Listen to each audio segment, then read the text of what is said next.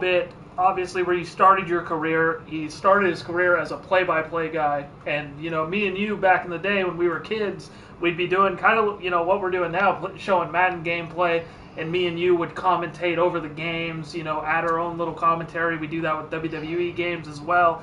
Randy, Right. I'm a little. Oh, go ahead. Oh, okay. Like, I'll let Treeb finish his question, but to add on to that, give me your top five dead or alive greatest play-by-play announcers. Yeah, and before I'll give you time to think about that with adding another question. What was it like for you getting into play-by-play? How'd you get into it? And what initially gave you your foot in the door? I'll answer Treeb's questions first because that's the one that's possible. Trying to figure out the top five is brutal. But basically, a buddy of mine who I then did the podcast with for a few years for LC, Robert Hagan, knew the people at Nelly Broadcasting and had told me that he was going to start doing Clarkson baseball for them because he works in the Clarkson School District and really wanted to get them on the radio. And I just looked at him and said, me too. That's how I got my foot in the door. It was just I kind of barged my way through and then worked for them for a couple of years and then have been able to twist and worked for McVeigh and did some LC stuff and that's basically how I got in. As far as the voices, I mean, Vince Scully is the number one.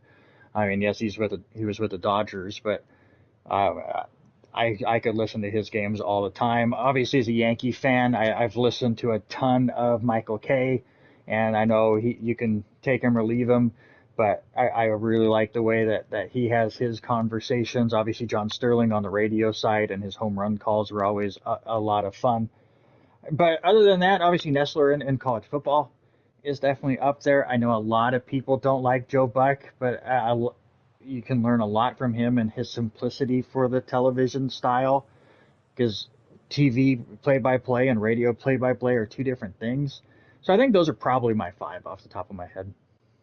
All right, what do you think of?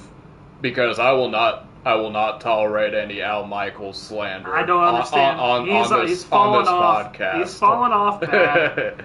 What's your opinion on Al Michaels? I like Al Michaels too, and sure has he fallen off a little bit, maybe.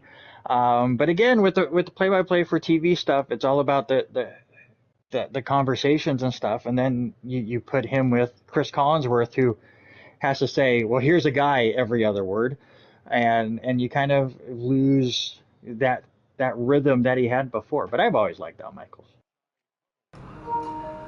Yeah, for sure, Randy. And then kind of talk to me about your other side stuff. I mean, kind of like what me and Trey are doing here now. I mean,